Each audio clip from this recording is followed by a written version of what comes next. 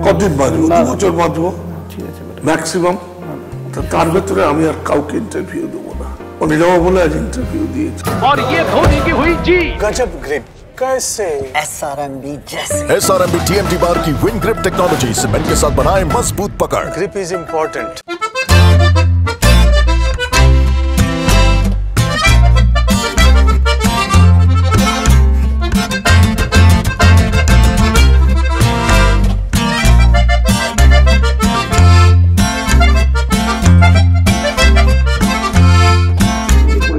আপনার দুটো ইচ্ছে ছিল, একটা হচ্ছে যে স্ট্যান্ডে আপনারা বসতেন, আপনার বাবা কাকারা বাবা বসতেন, সেটা আপনার হোক কৌশাদন বসুর নামে হোক, সেটা যখন রিপেয়ারিংয়ের টাকা লাগে আমি দিয়েছিলাম। আচ্ছা, কিন্তু এটা অঞ্জন কেন করলো না আমি জানি না।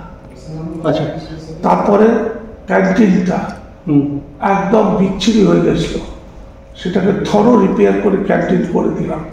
টাকার অঙ্কটা বলবো না, সেটাও বাবার নামে হবার কথা ছিল, সেটাও হলো না। জানি না কেন ওদের নামটা মুছে দিতে চায়, সাধন নামটা হয়তো টুটু বোস মারা যাওয়ার পরে মুছে দিতে চাইবে টুটু বসুর নামটা। এটা আমি অনেক মনের দুঃখে কথাটা বললাম। এই ছবি যতদিন বেঁচে আছে ঠিক আছে, তারপর ঐতিহাসিক ছবি হয়ে যাবে।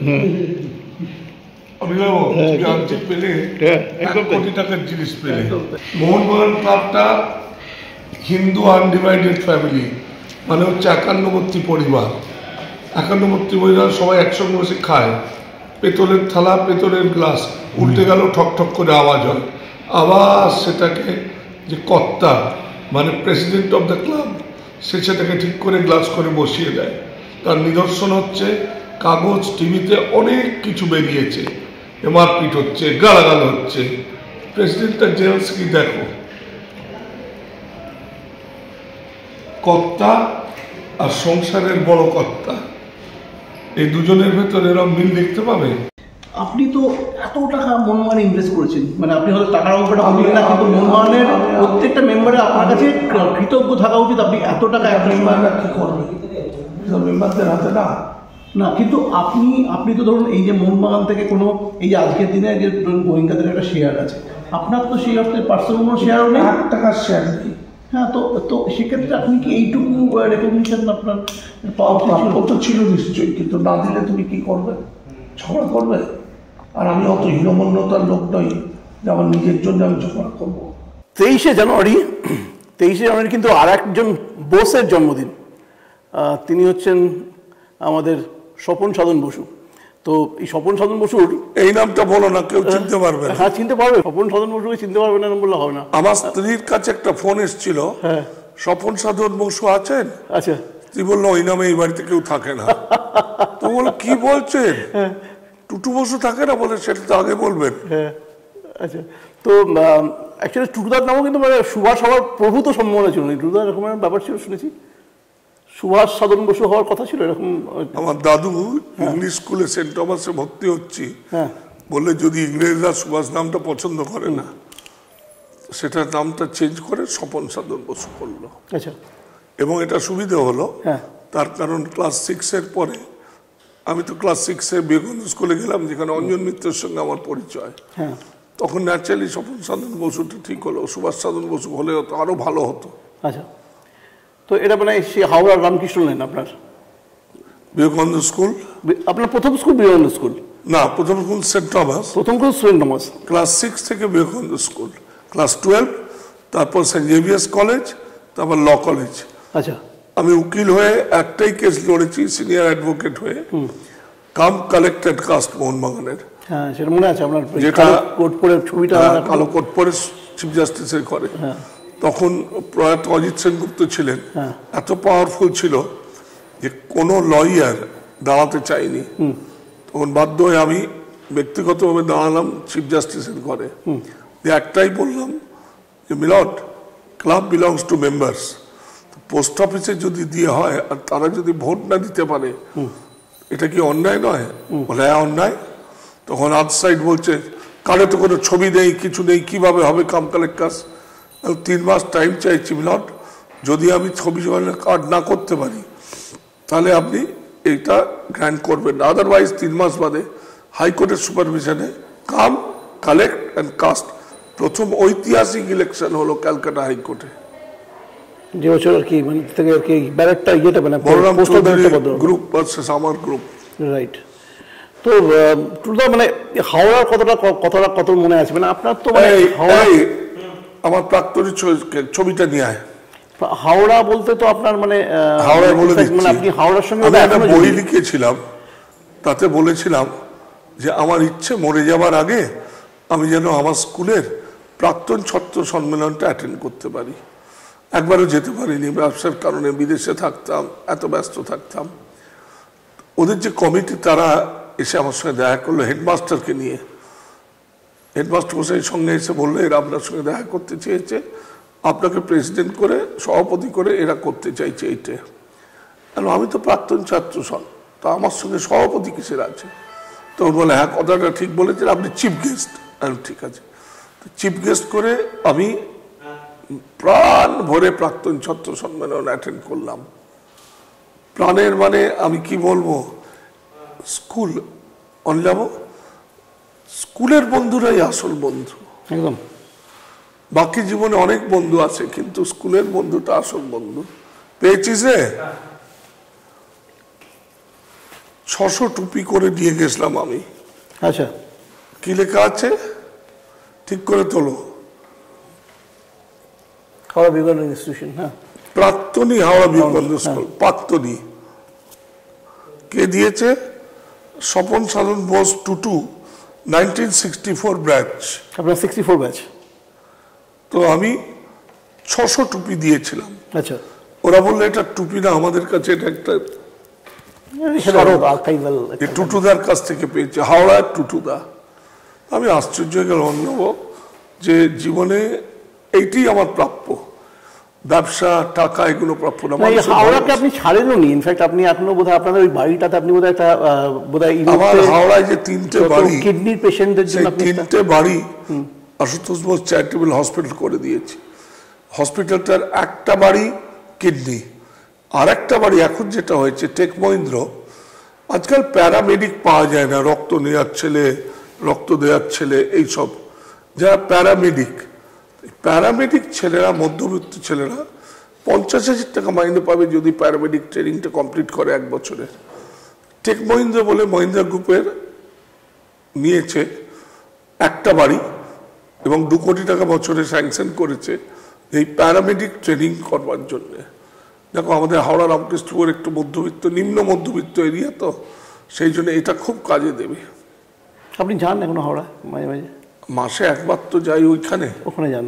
আচ্ছা, তো টুডা মানে ওই বাড়ি থেকেই আপনার বেড়ে ওঠা, ওই বাড়ি থেকে আপনার ব্যবসা শুরু। ইনফ্যাক্ট আপনার কি মানে ফ্যামিলিগতভাবেই ব্যবসা? ওই বাড়ি থেকে ব্যবসা শুরু। আপনার বাবার তো ব্যবসা ছিল নাকি? না, বাবার ব্যবসা বলে, বাবাও তো ভালো মানুষ লোক ছিল, যে আমার কাকা সমস্ত কিছু ঠকিয়ে দিয়ে দিয়েছিল, সমস্ত কিছু জিরো হয়ে গেছিলাম।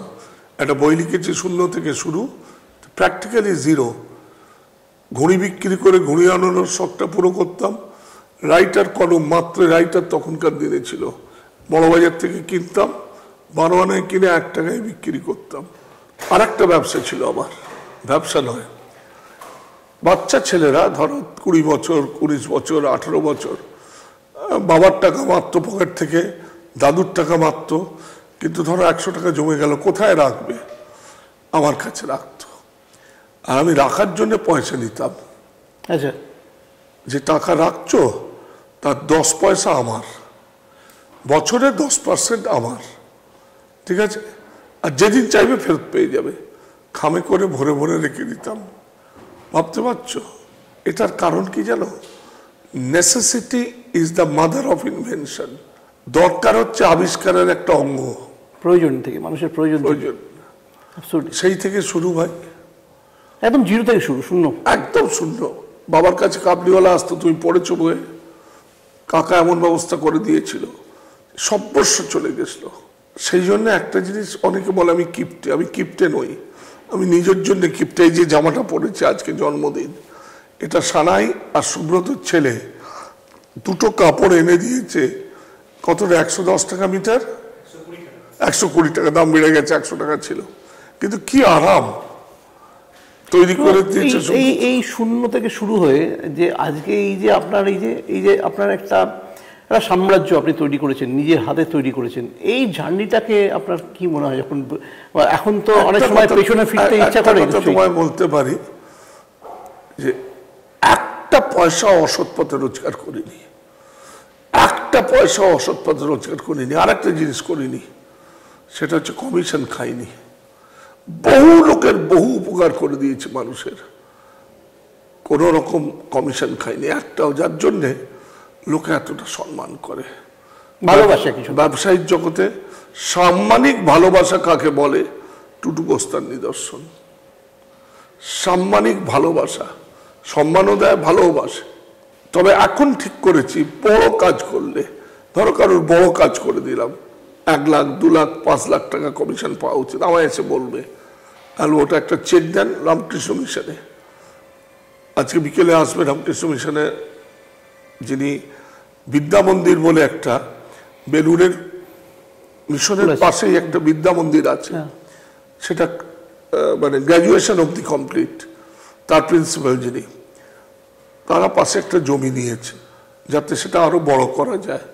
আমি বলেছি দেখুন, আমি চেষ্টা করবো এইবারে দালালি করে যে টাকা দেবে তাদের বলবো চেক দাও রামকৃষ্ণ মিশনকে।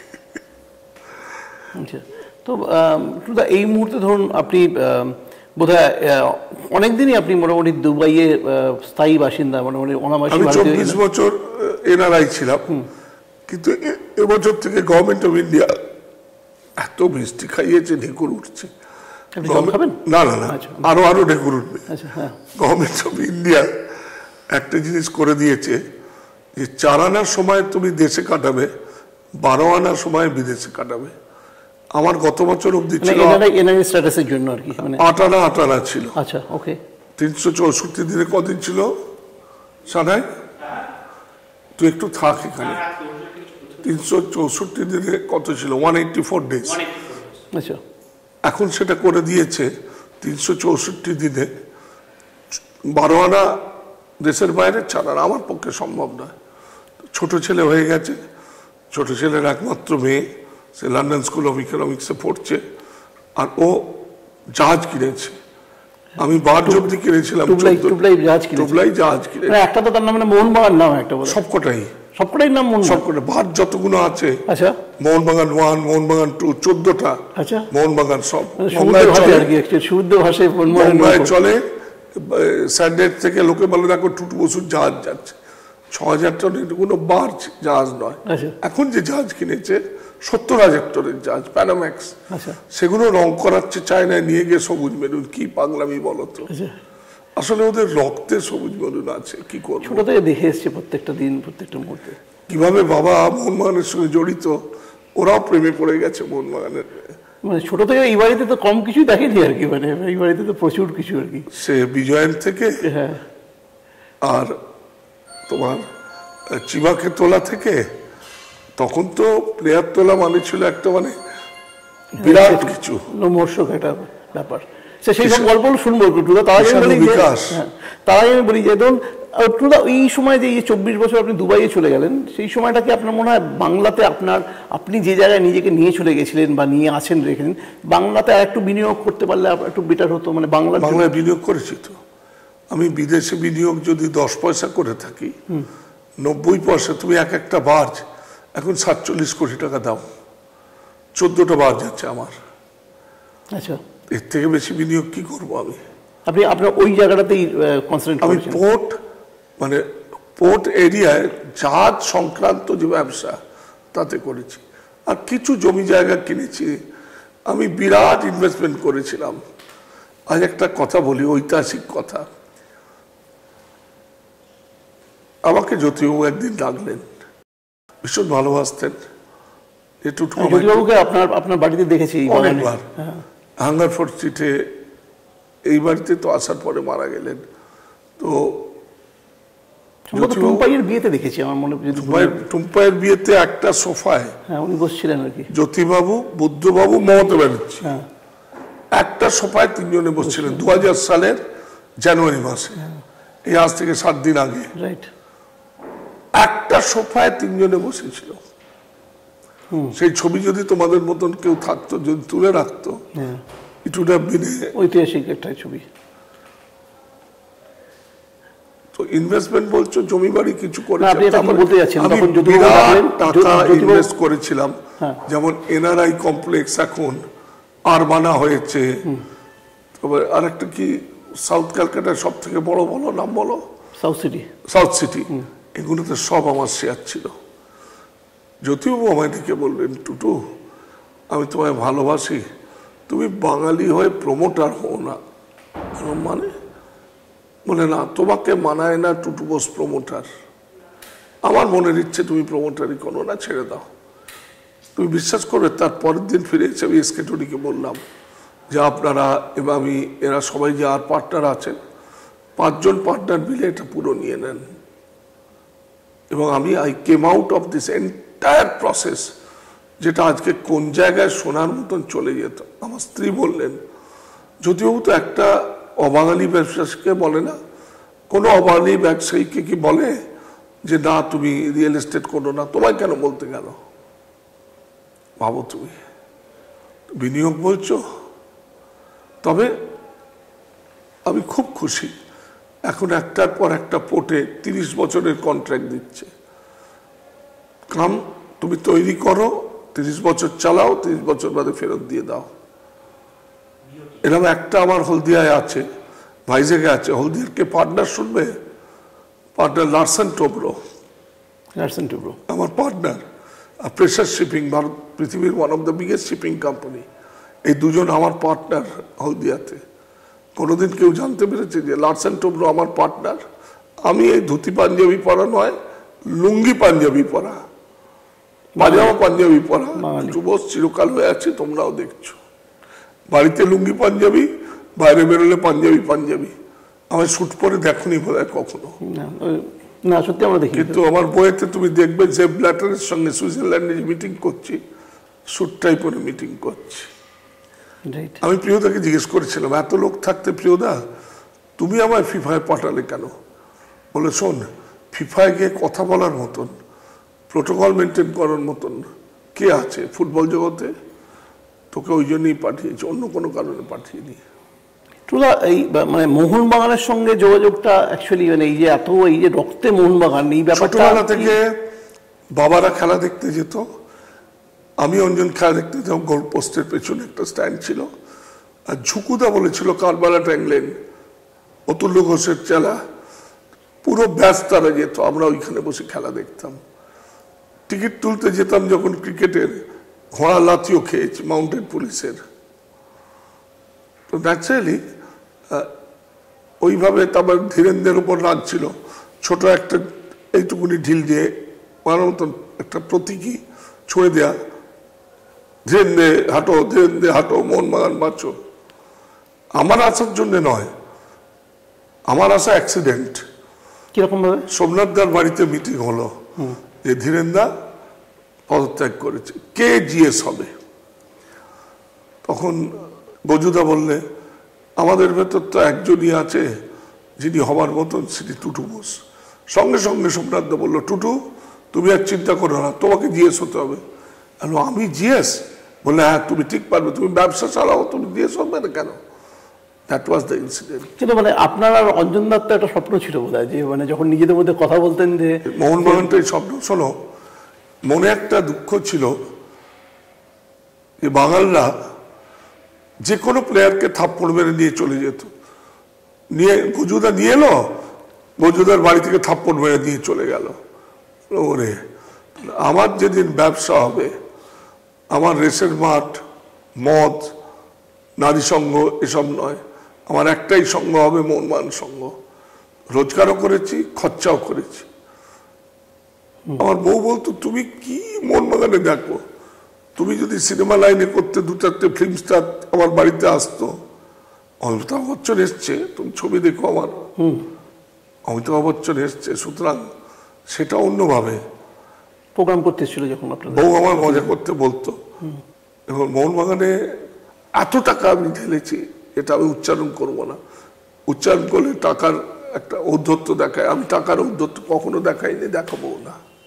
হ্যাঁ, সে তো আপনার আমরা তো সবাই জানি যে একটা কোন সময় থেকে কতটা। আর মাঠে আমি মিশতাম সাপোর্টারদের সঙ্গে, তার ভেতর মেম্বারও থাকতো। দিস্তে দিস্তে টিকিট খেলার আগে নিয়ে আমি সাপোর্টারদের, যাদের টিকিট কেনার ক্ষমতা ছিল না, তাদেরকে দিতাম। প্রাণ দিয়ে ভালোবাসতো। একটা ইনসিডেন্ট বলি, মাঠে ঢিল পড়ছে, মোহনবাগান হাঁটছে, ডিসি মাঠে আমার বলছেন ডেপুটি কমিশনার যে আমি লাঠিচার্জ করবো, আমাকে 10টা মিনিট টাইম দেন। আমি আস্তে আস্তে যেখান থেকে ঢিল পড়ছে সেই দিকে এরকম হাত করে এগিয়ে যাচ্ছিলাম যে আমায় মারে কিনা দেখি। বিশ্বাস করবে, আমি এইবারে ফেমস অব্দি গেলাম, একটা ঢিল আমার গায়ে লাগেনি, উল্টে থেমে গেল, যে আমার হাত ধরে হাউ হাউ করে কাঁদছে। তুই কাঁদছিস, আমার মনে কান্না নেই, এরকম করিস নি একটা ম্যাচ, থেমে গেল। এই ভালোবাসা পেয়েছি মোহনবাগান থেকে। আর এটা আন্তরিক ভালোবাসা না হলে হয় না।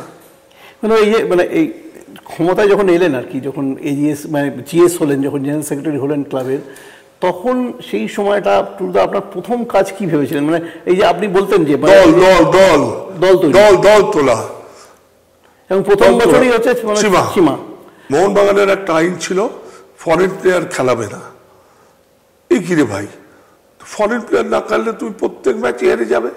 সীমা তখন যে ফর্মে, এবারে আমি কি করলাম, এবার চিমাকে নিয়ে একটা গপ্প আছে। ক্যাথি হচ্ছে চিমার বউ, সে রান্না করছে আর 2টো বাচ্চা আমার কোলে শুশু করে দিচ্ছে, আমি চুপ করে বসে আছি, সালা শুশু করে দিচ্ছে। এবার আমার বউ যখন ফিরেছে, এখন চেঞ্জ করো, এরে বাবা রে, আমার চিমার ছেলের শুশু, তোমার ছেলে যখন কোনোভাবে টাচ করতো শুশু, এই ছেলের শুশু, তো ছেলের শুশু ভালো নয়, আর চিমার ছেলের শুশু একবারে সোনা মনে হচ্ছে। ভাই কি কাণ্ড করে চিমাকে তুলেছিলাম সে আমি জানি।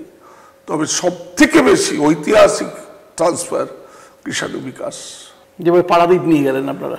প্রথমবার তোকে নিয়ে আমার বাড়িতে রেখেছি, হাঙ্গারফোর্ট স্ট্রিটে রাখলেন। তো চিমার বউ কৃষাণুর বউ এসে এমন চেঁচামেচি শুরু করলো যে আমার শাশুড়ি, আমার বউ, এরা 5টি থানায় ওসি এসে বললো আপনি অসভ্যতা পারবেন না, আপনি দিয়ে দেন। দিয়ে দিলাম। তারপর কৃষাণু আমায় বললো এর পরের বার ওইভাবে তুলবেন না, আমি রাত্রে পেছনের মাঠে আসবো, বিকাশ থাকবে। আমার মনে হয় কৃষাণু মারা গেছে, কিন্তু বিকাশ তো আছে। তো বিকাশের প্রমাণ যে দুজনে নিয়ে আমার লিরোডের বাড়িতে নিয়ে এলাম। রাত্রির 12টা 1টা। কে চালাচ্ছিল? অমল বলে ড্রাইভার ছিল বীরুর। এবারে ওকে নিয়ে পাঠিয়ে দিলাম খড়গপুর থেকে একটু আগে, হোটেলে থাকছে। সঙ্গে সলিল বলে আমার একটা চেলা ছিল, গেছিল। সলিল সকালে ফোন করেছে, ও টুরদা, এর যে অ্যাসিস্ট্যান্ট ম্যানেজার সে হচ্ছে ইসমাইল সাপোর্টার, সে অলরেডি পল্টুকে ফোন করে বলে দিয়েছে যে এখানে লুকিয়ে আছে, আর এক্ষুনি গাড়ি নিয়ে স্ট্রেট আমার পারাদ্বীপ অফিসে চলে যা, ওখানে গেলে ছুঁড়ে ফেলে দিলে হাঙর খেয়ে নেবে। পারাদ্বীপে রইল।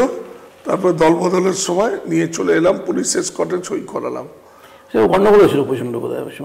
চেষ্টা করেছিল কিন্তু পারেনি।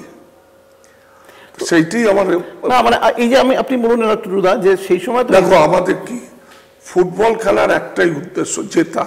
যে কোনো স্পোর্টসে, কালকে তোমরা ক্রিকেটে যেভাবে জিতলো, মানুষ একদম লাফাচ্ছে, জেতা। আমি জিএস হিসেবে আমার কর্তব্য হবে আমার টিম কিভাবে জিতবে। জিততে গেলে ফরেন প্লেয়ার লাগবে, আর ওদের দলটাকে ভেঙে দিতে হবে। আমাগো মনা, আমাগো কৃষাণু এসব চলবে না। আমাগো মনা আমার দোল্লা এসে দুলেছিল। তো এটা কিভাবে হয়েছিল এই অপারেশনটা? মানে মনারটার জন্য কোনো অপারেশন করতে হয়নি, এমনি চলে এসেছিল। মনার একটা গুপ্ত অপারেশন আছে। মনাকে আমি, আমার একটা বাগান বাড়ি ছিল তখন মধ্যমগ্রামে, সেখানে লুকিয়ে রেখে দিয়েছিলাম। তার উল্টো দিকের বাড়িটা হচ্ছে সোমেনদা আর পল্টু মাসে একবার তাস খেলতে যেত 2 দিন ধরে। তাস খেলতে গিয়ে জানতে পেরেছে যে ওইখানে মনোরঞ্জন আছে। মনা আমায় বলছে, টুরদা এক্ষুনি আমায় সরান, নইলে এরা আমায় ঘিরে দিয়ে তুলে নিয়ে যাবে, আপনি কিচ্ছু করতে পারেন না, পুলিশ কিচ্ছু করে না। ওখান থেকে সরিয়ে দিলাম। এটাও কেউ জানে না, আজকে তোমায় ফার্স্ট বলছি। আচ্ছা, ও জেনে গেছিল ইস্টবেঙ্গল আগে, তার আগেই সোমেনদা আর পল্টু তাস খেলতো ওই বাড়িটায়। আচ্ছা, তার উল্টো দিকের বাড়িটা হচ্ছে আমার বাগান। এটা কোথায়? মধ্যমগ্রামে। আচ্ছা। এগুলো তো এখন তো শুধু টাকার উপর বেস করে প্লেয়ার যায়, এখন তো সব না কে কত টাকা দিচ্ছে, এবং যার ফলে যখন 2 বছর যখন পালিয়ে গেল বিজয় মালিয়া, আমার প্রায় 12 কোটি টাকা করে দিতে হয়েছিল, লাস্ট বছরে 20 কোটি টাকা। আমি দেখলাম আর সম্ভব না, আইএসপি চলে 50 থেকে 60 কোটি টাকা ইনভেস্টমেন্ট, আমার পক্ষে সম্ভব না। আমি তখন আরপি গোয়েঙ্কার সঙ্গে আমার খুব ভালো ভাব ছিল, উনি মেম্বার করে দিয়েছিলেন। কাকে? আরপি গোয়েঙ্কার ছেলে কে? সঞ্জীব গোয়েঙ্কাকে। আমি যখন সঞ্জীব গোয়েঙ্কার কথা বললাম তখন দেবাশিস টুম্পাই বললো, বাবাই টুটুদা সঞ্জীব গোয়েঙ্কা হলে আমাদের অস্তিত্ব থাকবে না। তোদের অস্তিত্ব থাকবে কোত্থেকে? তবে ও কোনোদিন পালিয়ে যাবে না, ও কলকাতার ছেলে, মোহনবাগানকে ভালোবাসে, ওকে যদি নিই তাহলে ভালো হবে। পরে সেটাই সত্যি হলো যে ইস্ট বেঙ্গল যাদের যাদের নিয়েছে শেষকালে এখন তো রাজনৈতিকভাবে এমামিকে নিয়েছে। এভাবে দল চলে। মাউন্ট স্পোর্টিং কি অবস্থা হচ্ছে, প্র্যাকটিসে প্লেয়ার নামছে না, অথচ মোহনবাগানের কোনো অসুবিধাই নেই। তো আপনি মনে করছেন এই ডিসিশনটা মোহনবাগানের জন্য সবচেয়ে খুব ভালো সিদ্ধান্ত হয়েছে, মানে ক্লাবটাকে অন্য লেভেলে নিয়ে যেতে পারবেন মিস্টার গোয়েঙ্কা? সিদ্ধান্তটা ভালো কিনা ফলেরও পরিচয়, ফলই পরিচয় তো নিশ্চয়ই। তাহলে কিভাবে মোহনবাগানের টিম হচ্ছে, এবারে 67 কোটি টাকার টিম হয়েছে, গোল হচ্ছে না সেটা আলাদা কথা, খেলছে ছবির মতো, ব্যাকপ্যাচ আসে অনেক, মানে ছবির মতন খেলছে।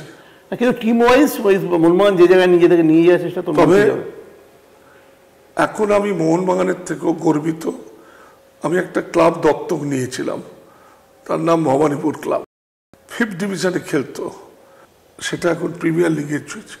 যখন উঠেছে আমি টুম্পাইকে বললাম, দেখ মোহনবাগানের সঙ্গে খেলা পড়লে কিন্তু আমি ভবানীপুরকে সাপোর্ট করবো না, তখন মোহনবাগানকে সাপোর্ট করবো। তাহলে কি করবো? এমন জায়গায় থাক যাতে মোহনবাগানের সঙ্গে না খেলে, তুই ক্রিকেটে মাথা দে। ক্রিকেটে মাথা দিল, এবং সঞ্জয় যে এত ভালো মাঠের ছেলে হয়ে যাবে এটা আমি ভাবিনি কখনো। সরি, 5th ডিভিশন থেকে প্রিমিয়ার ডিভিশনে লুক তুললো ফুটবল টিমটাকে, প্রিমিয়ার ডিভিশন 5th ডিভিশন থেকে, আর ক্রিকেটে ত্রিমুকুট পেল। সমস্ত কৃতিত্ব সঞ্জয়ের, টুম্পায়ের, আমার কোনো রোল নেই এক্সেপ্ট খরচাপতি দেয়া। টুম্পাই নিজস্ব প্রতিভাতে এটা করেছে, আমি গর্বিত। যেমন আমার ছোট ছেলের ব্যবসার ব্যাপারে আমি গর্বিত, টুম্পাইয়ের ভবানীপুরে আমি বিরাট গর্বিত। শুধু ভবানীপুর না, টুম্পাই যখন মোহনবাগানেরও কাজ করেছে, টুম্পাই অনেক। দেখো মোহনবাগান তো একটা তবু কিছু ছিল, ভবানীপুর তো 5th ডিভিশনের একটা ছোট ক্লাব। মোহনবাগানের পেছনে একটা লেগাসি আছে, একটা ইতিহাস কাজ করা অনেক সোজা, কিন্তু ভবানীপুরের পক্ষে সোজা নয়। একটা ছোট্ট 5th ডিভিশন ক্লাব সেটাকে প্রিমিয়ার ডিভিশনে নিয়ে গেছে।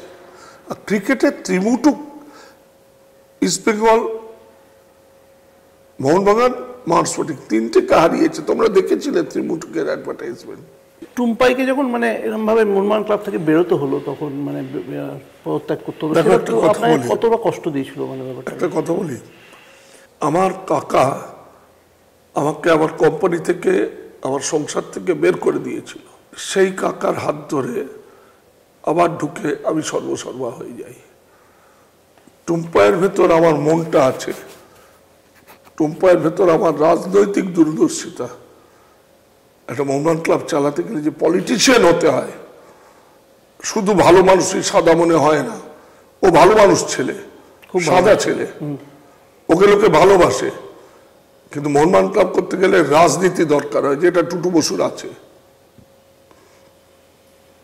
তবে আমার মনে হয় যে মোহনবাগান ক্লাবে যেটা চলছে এটা বেশি দিন আমি চালাতে দেবো না। মোহনবাগান ক্লাবের ক্ষতি না করে আমি ঠিক রিপেয়ার করে নেবো। মানে ইনফ্যাক্ট মোহনবাগান নিয়ে আর কোনো প্রশ্ন নিলাবো তুমি করবে না বলে শুরু করেছিলে ইন্টারভিউ। না, মোহনবাগান নিয়ে তোমার কাছে তো ঐতিহাসিক। না, মোহনবাগান নিয়ে বলছি না, বলছি যে মানে টুম্পাই নিজের এজিএমে আমি দেখে নিয়েছি, টুম্পাই নিজের ক্যালিবারে নিজের পজিশন তৈরি হয়ে গেছে। আপনি সেটা বুঝতেই পারলাম এজিএমে, সেটা বুঝতে পারছি। তোমরা তো ছিলে, আপনি প্রাউড ফিল করেছেন ওটা দেখে? I am very proud of it. যেভাবে টুম্পাই কথা বলেছে, রাগ না করে পয়েন্ট বাই পয়েন্ট, কিন্তু উকিল না হয়েও ওকালের মতন কথা বলেছে। রাইট। আমার আইসক্রিমের ফল দেখছো, খেয়ে গলাটা এমন বসেছে। একটা কথা হচ্ছে যে আমরা একটু পুরোনো জায়গায় যাই, মানে একটা চিমার কথা তো শুনলাম, কৃষাণ বিকাশ শুনলাম, মানে আপনার আর একটা বড় ইয়ে হচ্ছে ওই সময় বড় একটা মানে ওই সময় ইভেন্ট যদি বলি আমরা, সেটা যে মোহনবাগানের 100 বর্ষ উদযাপন। ওরে বাবা, সেটা কিরকম কি ছিল? ওরে বাবা রে, 100 তখন ওয়ার্ল্ড কাপ চ্যাম্পিয়ন হতে হতে পারলো না কে? ক্যামেরুনের প্লেয়ার কে ছিল? রজার মিল্লাকে নিয়ে নেন। রজার মিল্লা। তাকে আনবার জন্য একটা টাকায় কন্ট্রাক্ট হলো, টাকাটা দেবার কথা রিলায়েন্সের। এবারে Jyoti Basu VP Singh prime minister, সেই সুবাদে এটা কমিটমেন্ট করেছে বুঝিনি, ভিপি সিং পড়ে গেল। তখন যে কমিট করেছিল সেও নাকি গাড়ি অ্যাক্সিডেন্টে পড়ে গেল। কিভাবে যে রজার মিল্লাকে এনেছি সেটা আমি জানি না। এবং রজার মিল্লাকে কলকাতার মাঠে 2টো ম্যাচ খেলিয়েছি, এটা ভাবা যায় সেই সময় আর কি? তখন রজার মিল্লা কে? জাস্ট ইয়ে থেকে এসছে, মানে ওই সময় 90 ওয়ার্ল্ড কাপ থেকে ফিরে। সেই বছরই হচ্ছে সুব্রত ভট্টাচার্যের অবসর। তো আপনারা বাবলুদার, আমি অনেক চেষ্টা করেছিলাম বাবলুকে, শেষ দিকে কি হয়েছিল জিজ্ঞেস করো বাবলুকে। ওকে স্টপার থেকে সেন্টার ফরওয়ার্ডে আমি তুলে নিয়ে আসতাম, আর একটা করে গোল দিত। টেন্টে গিয়ে আমি 1000 টাকা করে দিতাম পকেটে পার গোল। আমি ভাবতাম বুঝি এইটা দিয়ে ওকে পারবো পটাতে। কিন্তু বাবলু ঠিক করেছে, যে কোনো প্লেয়ার, সৌরভ গাঙ্গুলি, তাদের হাইটে যদি রিটায়ার করে, আমি এখন একজনের নাম করব না, ক্রিকেটে যে খেলতে পারছে না তবু টেনে যাচ্ছে। নিয়ম হচ্ছে তুমি যখন সচিন তেন্ডুলকার হাইটে যখন থাকবে তখন তুমি যদি রিটায়ার করো তোমার সম্মান অনেক, যেটা বাবলু এখন যত প্লেয়ার মোহনবাগানের আছে সবার থেকে জনপ্রিয় মোহনবাগানের কাছে হচ্ছে বাবলু। বিকজ অফ দ্যাট, মানে ওই সময় যে অবসরের সময় যেটা পেয়েও ছিল বাবলু। কপাল দেখো, জামাই হচ্ছে ইন্ডিয়া ক্যাপ্টেন আর ছেলে এবি। আমি তো ওর কন্টিনিউয়াস টিভিতে ওকে দেখি, এবিকে দেখি। হ্যাঁ, আপনি দেখেন না সিরিয়ালটা? আচ্ছা, টুদা, অঞ্জনদার সঙ্গে বন্ধুত্ব আপনি বললেন ক্লাস 6 থেকে বন্ধুত্ব। তো এই সময় আমি শুনেছি যে অঞ্জনদা সেই সময় আপনিও বোধহয় সিএ পড়তে যাচ্ছিলেন, মানে অঞ্জনদা বলেছিলেন যে ও বললো তুই কেন সিএ ফাইনাল দিবি? হ্যাঁ, আমি তো তোর আছি, হ্যাঁ, তুই ওকালতি কর, উকিল হয়ে যা, আর ব্যবসাটা ভালোভাবে দেখ, তুই টাকা রোজগার কর, আমি সেটা সামলাবো। সামলেও ছিল, মৃত্যুদিন অবধি ওই আমার সমস্ত কিছু দেখতো। কিন্তু মানে আপনার এই যে শেষ বয়সে বন্ধু বিচ্ছেদ হওয়াটা, সেটা কষ্ট দেয় কোনো সময়? এটা প্রচন্ড কষ্টদায়ক হয়েছিল। এটা কেন হলো? এটাকে অ্যাভয়েড করা যেত না? এটা এমন একটা পার্সোনাল ব্যাপার অঞ্জন মিত্রের, যে আমার বলাটা উচিত না। অঞ্জন মিত্রের একটা ব্যক্তিগত পার্সোনাল ব্যাপার। না, আপনাদের তরফ থেকে এটা ছিল, অ্যাপ্রোচটা ছিল? আমি তো তার বাড়ি গেছিলাম সুব্রতকে নিয়ে, যে তুই জেল সেক্রেটারি থাক, ইলেকশনটা হতে দিসনি। অঞ্জন রাজি হয়ে গেছিল, কিন্তু তারপরেরটা আমার বলা উচিত নয়, কেউ এটাকে ভেঙে দিল। এবং তারপরে আই এম গ্রেটফুল টু কল্যাণ চৌবে, যে ও অঞ্জনকে বলল যে আপনি ইলেকশন করলে বাঁচবেন না, এবং তার কথায় অঞ্জন বসে গেল। এবং তারপর তো আমার সঙ্গে তার সমস্ত কিছু সম্পর্ক।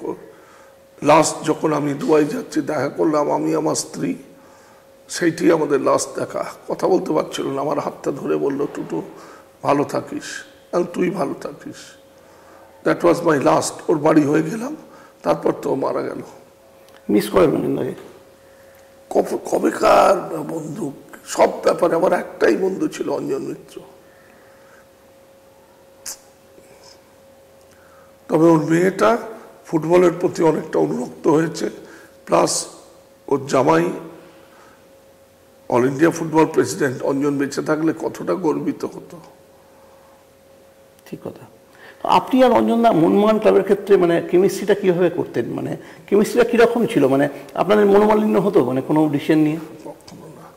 ঝগড়া করতাম আমরা কোনো ইস্যু নিয়ে যে এটা হবে না, এটা হবে না, এটা হবে না। লাস্টে লজিক, যুক্তি প্রিভেইলড, বিকজ লজিকে আমি ফার্স্ট হতাম, অঞ্জন সেকেন্ড হতো স্কুলে। আচ্ছা, যার ফলে অলওয়েজ উই ওয়েন্ট বাই যুক্তি, তর্ক নয়, যুক্তি। আমার মনে হয় আজকে একটু বেশি সবাই খেয়ে ফেলেছি, শরীরটা বোধহয় আচ্ছা ঠিক আছে, আমি তাহলে আমি শেষ করছি। মানে টুটুদাকে বেশিক্ষণ, বাড়িতে প্রচুর লোকজনও আসছেন, তো আমি বেশিক্ষণ সময় নেবো না। শুধু টুটুদা একটা লাস্ট কোশ্চেন আমার, যে টুটু বসুকে লোকে কিভাবে মনে রাখবে? আপনার কি মনে হয়, কিভাবে মনে রাখবে? আপনি কি মনে রাখলে আপনি খুশি হবেন? আমি টুটুদা হিসেবে সাদাই, কালকে আমি যে চোখের ডাক্তার দেখাতে গেছিলাম, এদিকে আয়, সেখানে যদি 40-এ 100 লোক ছিল, 50টা লোক দৌড়ে এসছে শুধু কথা বলার জন্য, টুটুদা কি হয়েছে চোখে আপনার। লাস্টে গাড়িতে আমি যখন হুইল চেয়ার পরে উঠবো, একজন 100 কত বছর বয়স তার দাঁড়িয়ে আছে। আপনি দাঁড়িয়ে আছেন কেন? না আপনি টুটুদা, আপনি না উঠলে যাবো, এটা হতে পারে? ওকে আমি বললাম, দেখ আমার প্রাণ ভরে গেল, মানুষ তো টাকা রোজগার করে, কত মানুষের কত টাকা আছে। এই যে টুটুদা শব্দটা, আমি এই টুটুদা শব্দটা নিয়ে বাঁচতে চাই, ইতি। ঠিক আছে, থ্যাংক ইউ সো মাচ। মানে আমি এখানে শেষ করছি, কারণ টুটুদা ন্যাচারালি অনেকক্ষণ ধরে কথা বলছেন, ক্লান্ত হয়ে পড়েছেন। কিন্তু টুটুদার সঙ্গে তো আড্ডাটা ইনফ্যাক্ট মানে এই 45 মিনিট বা 40 মিনিটে হয় না, এটা অনেকটা সময় লাগে আপনার জন্য। 4 ঘন্টা লাগে। তুই যদি 10 বছর আগে বা 5 বছর আগে বলতিস 24 ঘন্টা আড্ডা মারতাম, কোনো ব্যাপার না। অনিলাভর সঙ্গে এত আলোচনা, এত ঘটনা, মানে আরেকটা ব্যাপার আছে, অনিলাভকে আমি ঠিক জার্নালিস্ট হিসেবে ট্রিট করি না, তাহলে এতক্ষণ টাইম জন্মদিন দিতে দেবো না, আমার ভাই হিসেবে ট্রিট করি। আমি নিজে তো জার্নালিস্ট, আমি জানি জার্নালিস্ট কি জিনিস, কিন্তু অনিলাভকে আমি জার্নালিস্ট হিসেবে ট্রিট করি। ঠিক কথা, thank you, thank you so much টুটুদা। সবাই শুভেচ্ছা জানান যে টুটুদা যেন ভালো থাকেন, সুস্থ থাকেন। আপনাকে অনেক শুভেচ্ছা আমাদের। Thank you. Extra time.